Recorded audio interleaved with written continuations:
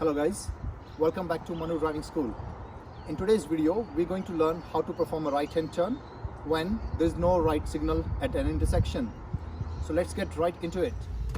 So guys, like I said, we're going to perform a right-hand turn in this small intersection here.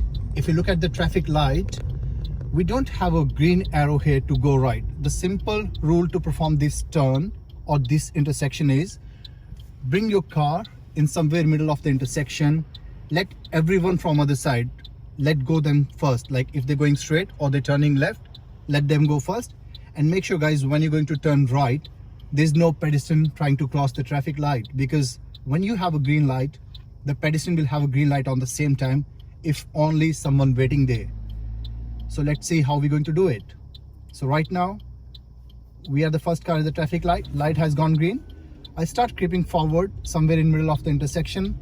I'm keeping an eye on the cars coming from other side, giving them way. Once I know it's clear for me to go, the light has gone amber and I start turning right now, and I'll make sure that I'll finish it on the right hand lane. Now, when it's safe, I'm just going to move to the left lane. Mirror, indicator, I'll make sure nothing coming from my left hand side, and I'll move into the left lane guys. And yeah, this is it guys. It's pretty simple to perform that right hand turn when there's no traffic light to turn right.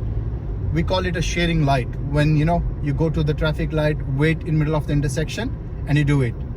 For more update, do like our YouTube channel, which is Manu Driving School. Please subscribe to our YouTube channel guys and stay tuned.